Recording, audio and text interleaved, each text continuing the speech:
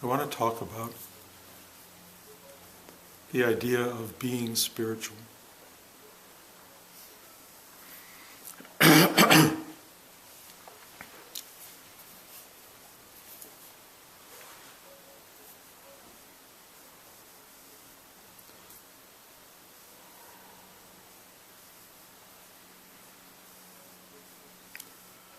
The essence of spiritual work is being.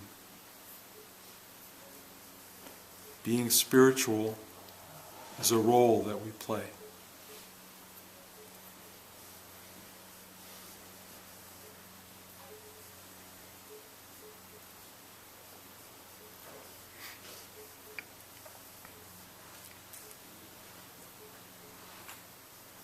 Learning how to be is really what the game is all about. And it's kind of strange because we're all doing a good job of being.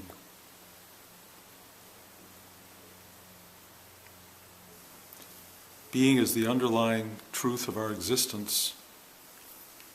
Being something or someone is the complication.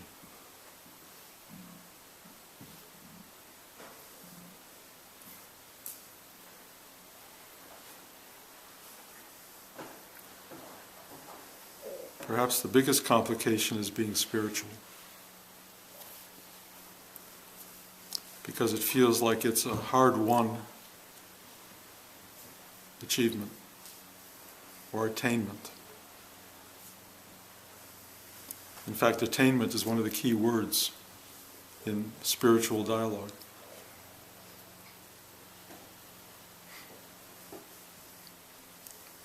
We all want to attain a state of being that is spiritual.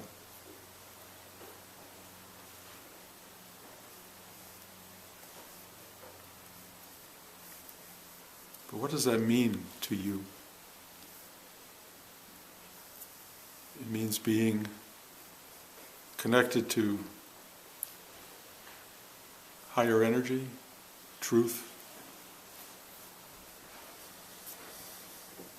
love for your fellow man, love for yourself,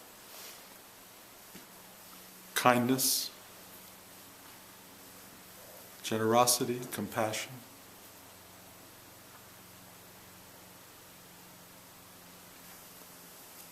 A kind of innate goodness.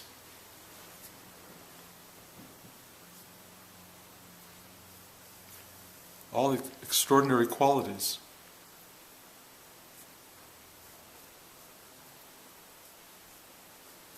But just imagine if you walked around saying to yourself all day long, "Oh, I'm so good.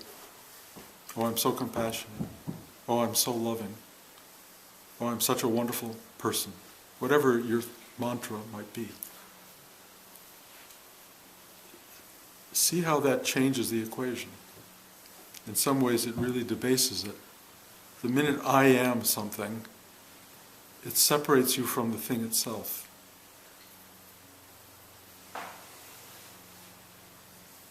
To be compassionate and to own your compassion, in a sense, reduces that quality. It becomes a possession of yours. It becomes a defining element. And what you're really doing on some level is defining yourself in relationship to perhaps everybody else, maybe not, but for many people that's what it is. Oh, I am spiritual.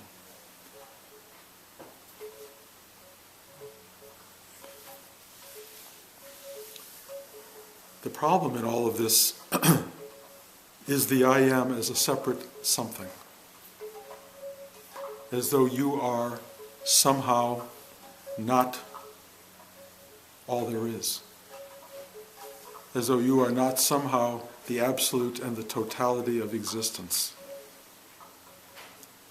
By defining yourself as something, you separate yourself from what you truly are.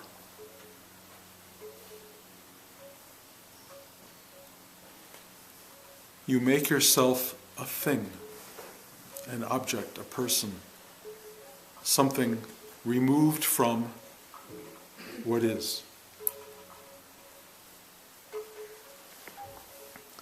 It's really hard to imagine that the journey isn't into attaining something, why work so hard? Why make such an effort? Why go out there and do selfless work? Why walk around in robes that define you as being somehow other than, perhaps better than, separate than, more special than somebody else? And yet we have a society in which that's very common. The garb that people wear defines them as being somehow priestly, somehow elevated.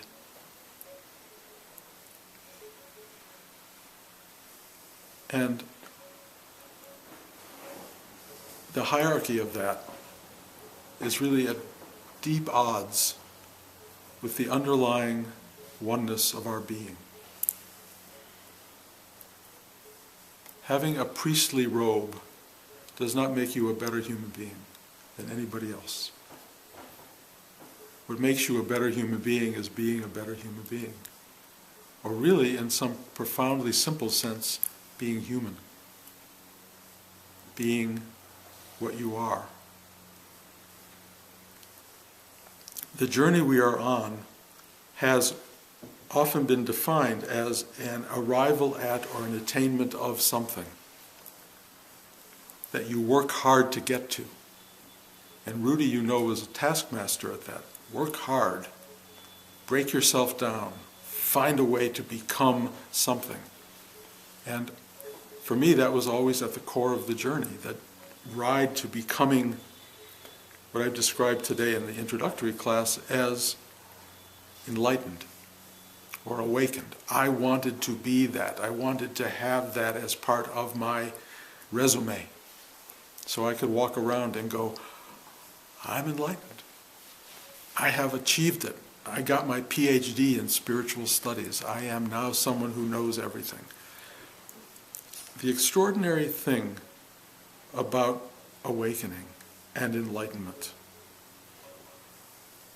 is the loss of the person who wants to have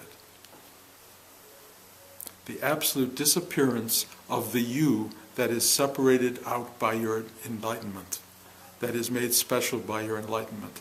That person evaporates. What is left is everything else.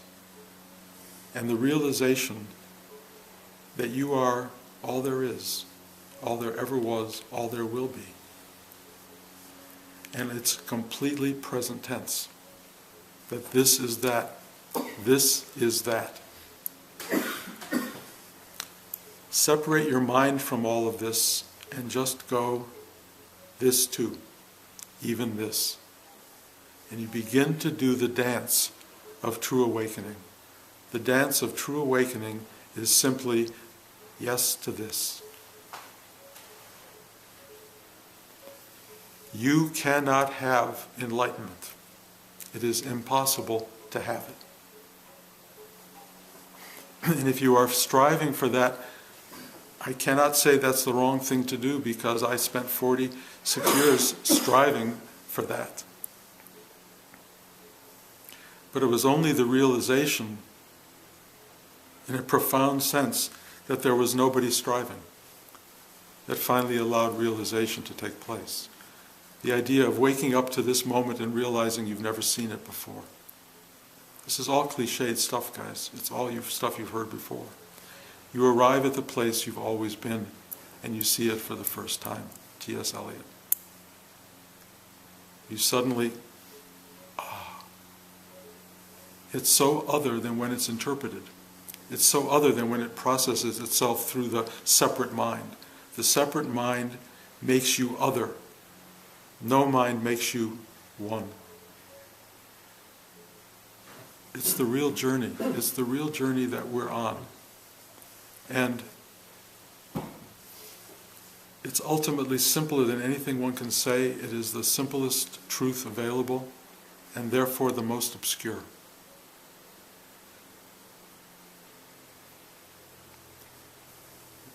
You are that which you seek. You are that as I speak now. You're nothing but that. You are radiant, beautiful, blissful truth. If you don't feel that, it's because you're holding on to something that doesn't feel it. It's called the burden of being you. The you that wants it. You know, the you that wants it is the very thing that obstructs the you from having it. Because as long as you are caught up in this drama of getting there, you know, doing the work, struggling, fighting. I mean, I don't want to condemn that, because honestly, the path is to do everything until it doesn't work. To try it all, to in a sense make yourself worthy and then discover you've always been worthy. You cannot be unworthy. You're here. You're alive. You're one with this. Not only that, you are so loved it is beyond understanding. You are so much more loved than you are able to experience. The problem with really being loved is that it will annihilate you. It limits you. True love destroys everything that you are and just releases you into being that love. There's nothing separate from it. Nothing. You are worth it. You are worth embracing. You are worth loving. You are worth everything that you're trying to get, and you are already that. But it's a strange realization that has to happen for that to be known. And the journey to that realization is called your path. You're on it. Each one of you is on it. Each one of you is actually at the end of the path, but until you know that, it won't be true. Or it won't be true for you. Spiritual work is not an additive process. You're not adding on to you compassion and kindness and goodness and love. You are subtracting everything that isn't kindness and goodness and compassion and love. You're taking all that other stuff and letting it go, dropping it off. One of the great things about Rudy's teaching was the letting go of stuff. Letting go of the false self, the self you are not. The idea that you are somehow lesser than or different than or other than, whatever that thing is that keeps you separated from others or even more spiritual than. That stuff has got to be let go of. And it's incremental.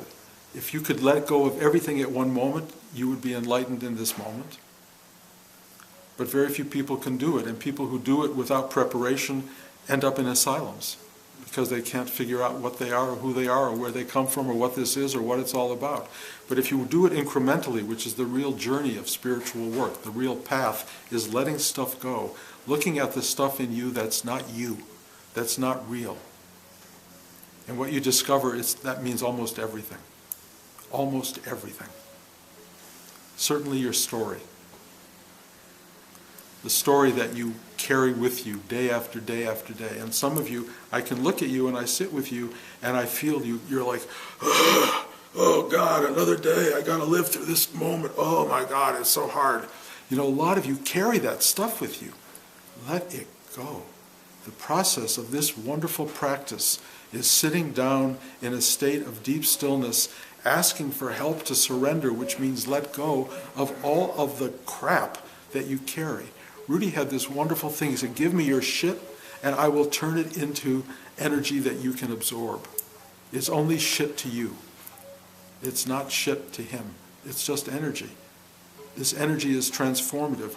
Drop that stuff off. Send it off into the void that is represented by whoever is sitting here, and let that energy flood back into the space you have just made and free you from this stupid drama that you call your life. I mean, look, it's not really stupid. We're all really in this, and we're all carrying this stuff, and we're all trying to figure out, how do I get through another day? How do I get through? How do I live my life? We're all asking that question. You know, I have my little grandchildren, my little 2-year-old and 5-year-old grandchildren, and they're just figuring it out, and I can already feel in them, it's like, what is this? You know, why can't I have that thing that somebody else has? Why can't I have what I want? Why is life not giving me these things? And these burdens are starting to come up, these things of what is going on here? Why isn't life just free and available and everything I want? you start to build that into the system, and you start to feel deprived, you start to feel like you're not being given what you deserve, what you think you should have or want, and you start to feel cut off, and then you start to get combative, and you start to grab it from other people because you want it, and then they hit you back, and you have conflict, and then that conflict turns into guilt and anger and drama, and then that just compounds and compounds and compounds, and we become adults with this basic system in place that things aren't what they're supposed to be. How do I become what I'm supposed to become? And mostly we find all these outside ideas that are going to give us joy and happiness and balance and harmony. And some of those are considered romantic. You know, you find a partner who you can share life with. And then that, of course, becomes imperfect because nothing external is perfect at all. Everything is transitory. Everything that you get is given away or is lost or ultimately evaporates. So all of the stuff that you're seeking in the material life, everything you're working for, will not work. It will not work. It's not yours. It doesn't last. It doesn't last very long. You may get it for a little while, but it will be taken away. I don't care how much money you earn. I don't care how much fame you earn, how much recognition you get in the world. It all has to go away. So what is it that you're holding on to that you think is going to give you happiness, joy, and transcendence? Well, for many people, it's, I'm spiritual. I have the answers. I know the truth. And we have a real belief, not only in being spiritual, but in the magic of spirituality. The magic of spirituality is that I can have empowerments. That if I wear this amulet, I will be protected. If I say my mantra 4,000 times a day, that I will be a better human being. That somehow all of these things will become additive to you in a way that makes you a more complete human being and more fulfilled and ultimately spiritual. But as I'm trying to tell you, that doesn't free you, it burdens you with your own specialness. You being empowered is another thing for you to carry around. You having been blessed means that you have that blessing. No. You being blessed separates you from the truth. Let go of blessing. Let go of the amulets. Let go of magic. Let go of specialness. Let go of the supernatural. The most extraordinary thing about life is how natural it is. Supernatural is not other than natural. It's really just a more penetrating, deeper nature. You know, we do this work here. You might call it supernatural work because it's energy work. You know, I look at you guys and energy is transmitted. And there are people who do healing, you know, that can touch parts of your psyche and actually help make it better. Let me explain. Touching you at a distance is not that much different than touching you right here. Touch is phenomenal. Touch is an amazing thing. You all know that. You all know what it feels like to be touched. Just touching yourself is extraordinary. Touching your two fingers, or your finger and your thumb together, is miraculous. You're touching yourself. What does that mean, to touch yourself? That's experience of selfhood. And then to touch other. I mean, that's one of the great joys of human experience, to touch other. This is so central to the human experience. It's not supernatural. On the other hand, it is the most natural thing there is, to touch oneself, to touch other, to comfort oneself, to be comforted, to be embraced, to be loved. This is what love and spiritual life is really about. Now, can this be done at a distance? You know, Rudy used to sit here and send energy forces into people. It's just part of a very natural process. It's not supernatural. Does all of this collective experience that we're having dissolve into something that is no longer material, no longer full of matter, more consciousness than matter? Yes. Is this world that we're in empty and full at the same time? Yes. Are all the paradoxes of existence playing themselves out as we sit here? Yes.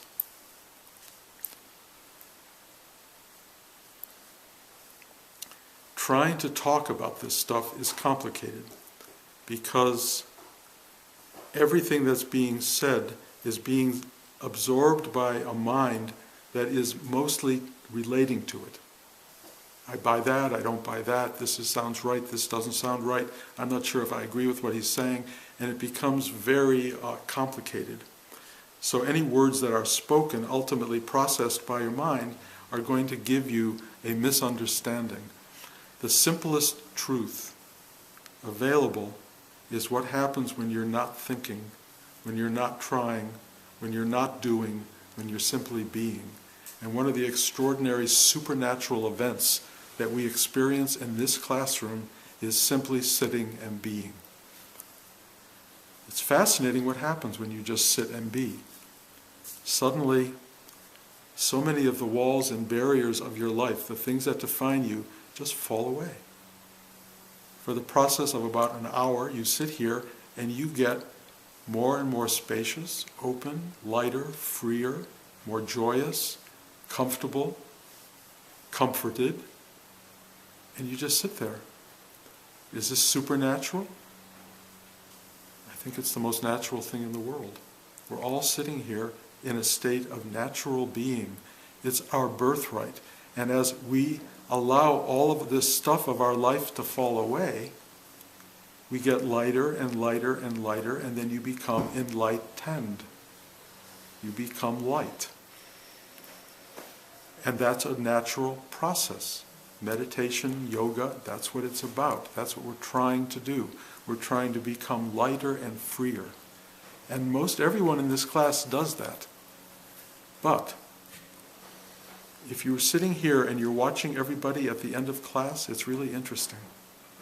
The minute class is over, it's, give me that, give me that. You're bringing yourself back as fast as you can. You're bringing all of your crap back into place, so the person who's sitting here again is, oh God, oh that was exhausting. Oh my God, when does he stop talking already? It's all that kind of stuff goes on, and the person returns.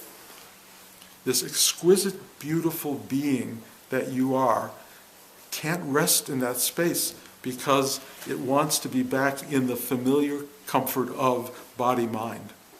And so you just bring it right back, and then you do this process all over again, over and over and over and over, of letting it go, letting it go. What I would try to encourage you to do is don't bring it back. Let it go. Really, deeply, profoundly surrender. The class is based on the idea of asking for help to surrender. It doesn't mean to surrender for a minute, and it doesn't mean to surrender everything but this thing, and that thing. It's total and absolute surrender. Let it go. The joy of finally letting it all go is you're free. You're free. You're free of you and your stuff. But you are freed into something indescribably unbounded, absolute, vast, tiny, indescribably paradoxical. It's what you truly are. And then the journey, the real spiritual journey, begins without you in it. There's just an unfolding that takes place. It is a daily, moment-to-moment unfolding, and it's never in the past and it's never in the future. It doesn't care about what's coming, and the past is dead to it. It's really just this. And it keeps happening until it doesn't. It keeps happening. And if you're sitting here worried about what does it mean, where does it go, what will happen when I die, all of that stuff, you will miss so much of what's happening right now. What's happening right now is what you taste when you sit and meditate. It's what you taste when you surrender and let go and just be. You know, most of you know you see your mind playing out during your meditation, but it kind of doesn't matter. You just watch it go. It's just stuff, clouds in the sky. You're just sitting. You're just being. And the remarkable thing about just being is that it seems to have a kind of deepening quality to it. You can go deeper and deeper and deeper and deeper and deeper into being. Being is like going into the depth of the ocean. The deeper you go, the more expansive it is.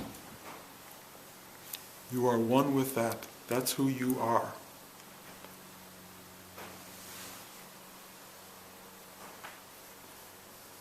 My biggest encouragement today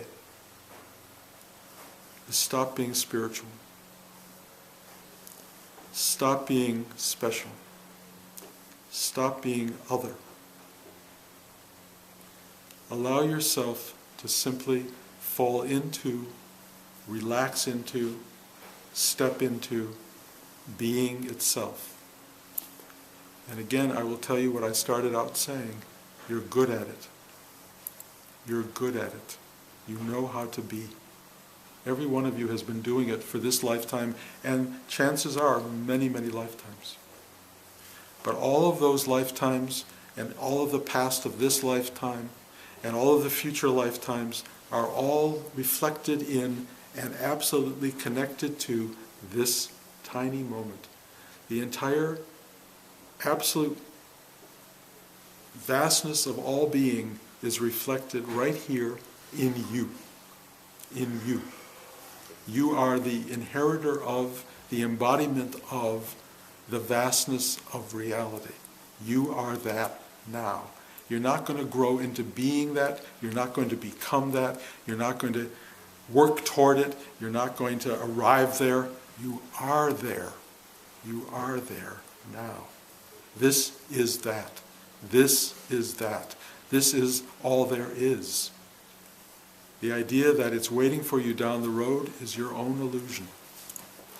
The idea that you're going to make yourself perfect and pure and wonderful and you will finally be empowered enough to have it. I mean, if that works for you, use it. But the truth is, you're there. And you certainly wouldn't be here if you weren't there, because here is there. Here, right now, in this space, is there. You're in it. And own it.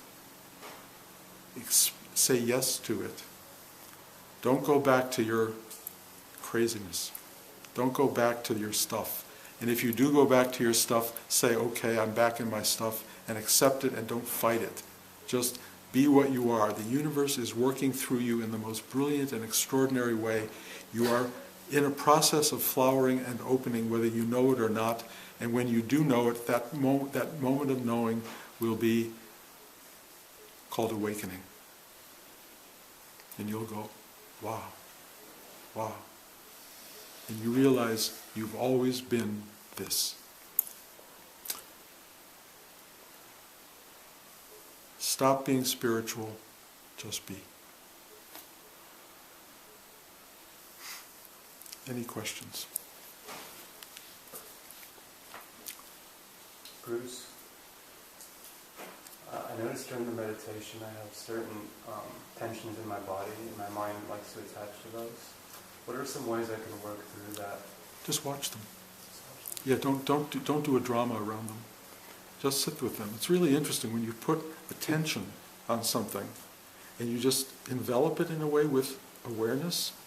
It may not go away, but it kind of doesn't matter. It's like you have taken care of it just by attending to it. It's, again, it's doing this. The touch on the shoulder when you're in distress has such power. It has such an ability to make you feel better. And you do that to yourself. You bring your own awareness and attention to the struggling area, and it starts to lighten up. And if it doesn't, just go, oh well, this is what it is. There are people who have real problems in life, paralyzed, or, there's a million different things that we end up with. It's not going to help fighting it. It's not going to help crying about it. It's not going to help saying, I wish it was otherwise. You finally just go, this is what it is. And then you watch these heroic people move in spite of it. That's kind of what life is. Life is working in spite of whatever you find. And it's an extraordinary thing. to be able to live aware and find this thing going on, and it's not really you, it's something, part of something very big. And the fact that you have that issue in yourself is really kind of a gift, because that tightness represents a place where your consciousness can work, and it can lighten it, and ultimately free it. And the freeing of it doesn't mean it goes away, it means it no longer is an issue. It's just there. It's what is. I'm not going to free myself of my being, my belly, my head, until I'm dead. These are what I got. And I'm not unhappy about what I got, because it moves and it functions and it lives and it's part of the world I live in. And that's an extraordinary thing. I look at it as a total gift now. And what's happening for me is the realization day by day of the miracle of everything. Of everything. The best and the worst, the totality, is a miracle. The fact that it is the extraordinary thing. And we are one with that. And I know that sounds like a mind event, or it's like trying to say I am one with something. It reinforces the I am separate from it. So you have to kind of give up even saying I am one. You just are. And as you relax more and more into that, all of these pains and difficulties, it's okay. It's like, that's hard. Some of these things are hard. They're just there. They're difficulties, But here I'm sitting on a hardness, and it's supporting me and lifting me and allowing me to be comfortable. So it's something you are. And just accept it, and you'll see it announces itself to you differently. That's all I can say. You don't have to change everything you find to make it comfortable. You just have to accept it. And then it will be what it will be. You won't have to make it good for you. It just is. Does that make sense at all? Yeah, thank you. Okay. Leslie? Yeah, when you talk about it's hard for me to formulate the question, but you talk about your grandchildren, 2 and 5, and they're already starting, all life is being, they're in life and they're of life and all this stuff is happening. Is it like we are doomed to 20-something years of just being at the effect of all this stuff, and then you have a moment of my life isn't working and you do some kind of work, or? Pretty much. Yeah, yeah. Look, when I was a kid, and I was in Kathmandu, and I met an 8-year-old awakened Tibetan kid. He was clearly awake. I looked at him and I went, what's this? I had never seen anything like it ever. That can happen. Some people are, you could say, further along, if you will.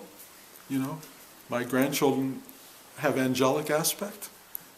At least that's what I, as a grandpa, feel. And they have a fierce intelligence. But I see the world coming at them, partly through their parents, partly through their relationship to people around them. And I just go, thy will be done. Because there's nothing you can do to stop the process. Our path really is to construct us and then deconstruct us. That's really what this life that we're living is. You have to get into it, so you have work to do, really. And then the work is letting it go, and then there's no work. Then there's just the being, if you get there. And you can, and everyone who's sitting in this room is in process of doing that. You probably all know 40 other people who haven't even begun to think about this stuff. At least you've come to it. You've come to it asking, how can I begin the process of unraveling or dismantling or unburdening myself? That's a great thing. That's a great thing to do. Coming to that in a lifetime is what spiritual work is about. Spiritual work, as Rudy called it, is freeing yourself of all the crap you've created. And you've created it unconsciously and karmically. And some of it is deep and profound. Often when I work with people, I'm not working with the person who's sitting in front of me. I'm working with someone who goes back, I can't even tell you. I see faces that I've never seen before. There are other people. And I realize there is a person in us holding stuff in check from 40 lifetimes ago. I'm just talking as though I understand this. I don't understand it. But I do know when I go into it, I am working with something, an energy that is obstructed, that is very old. And I know when I go in there, I do one thing. I unknot it. That's what I do. That's my job. I break it apart, and then it filters through all of the lifetimes that followed, and suddenly the person I'm with is freer than they were before. We don't all have access to that spot, to that place. You know, certain teachers, Rudy among them, had an amazing ability to find where that was and go, blow it up. It was incredible.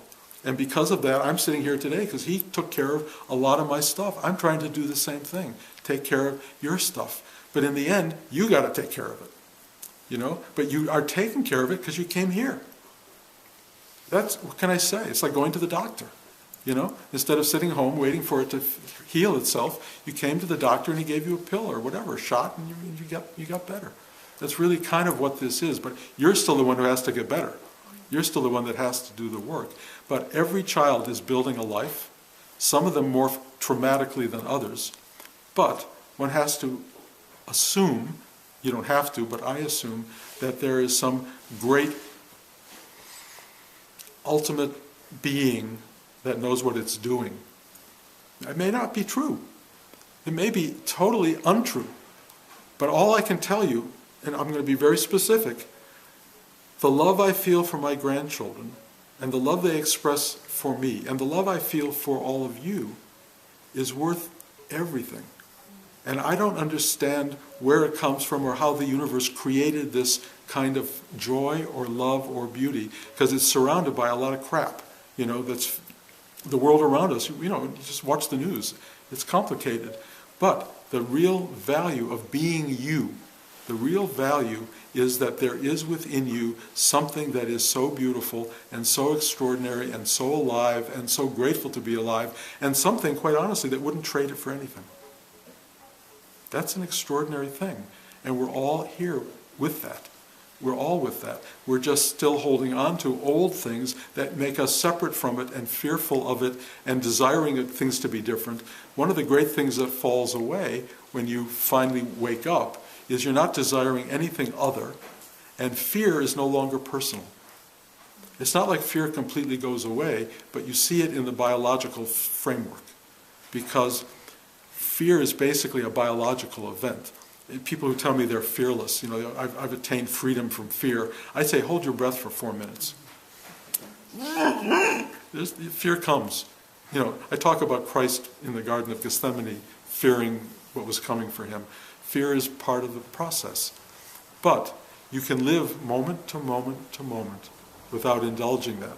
And there are people who live moment to moment in a state of constant anxiety. That you don't have to do that.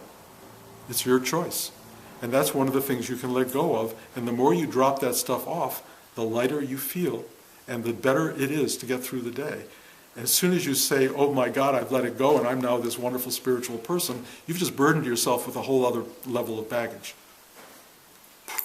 Why? Just be really simple. Be nobody. Be no one. It's really fascinating. You know, I mean, I've had the privilege of having been known on some level, you know, celebrity, little bits of celebrity and all that. I'm so free of that crap. So happy to be free of that stuff. You know, to live just, I'm a grandpa. That's my biggest identity. You know, and I have to let go of that too. But that's who I am.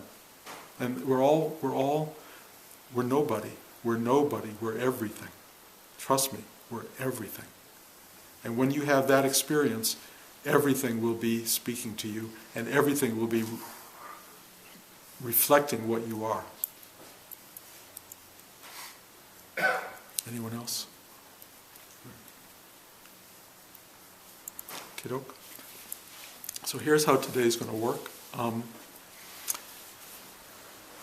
It's about lunchtime, so we'll break for lunch, and around 3 o'clock we'll come back here in 2 hours, and we'll do this again for those of you who have the endurance and the ability to sit through this another time. Same thing, and then I'll have talk and questions, and then we'll do it again tomorrow. And you're all welcome to be here or to move off on your own. Bob, are there work projects that people can engage in? Yes. There will be more things tomorrow. More tomorrow, okay. But I'm sure there are things that that can be done. Okay. And the one thing I would like to say right this minute is that when you move your car, please park down in the lower parking lot, where the mailbox says 156, because there really isn't enough room for all the cars up here. Yeah, it's down back that way, guys. Yeah. And you know, I'm going to let you be the point person for this can get done, that can get done. If anybody wants to find some things that they can do for the time after lunch, and so there are always things that can be swept. There's garbage that can be picked up. Our crew might have might appreciate some help. There are floors to sweep. I'm sure the llama would appreciate some help as well. There's unfortunately the lawnmower that I was hoping would be running is not this morning. It will be tomorrow. So help in mowing the lawn tomorrow will be extremely helpful. great. Thank you, guys. See some of you later, and thanks for coming.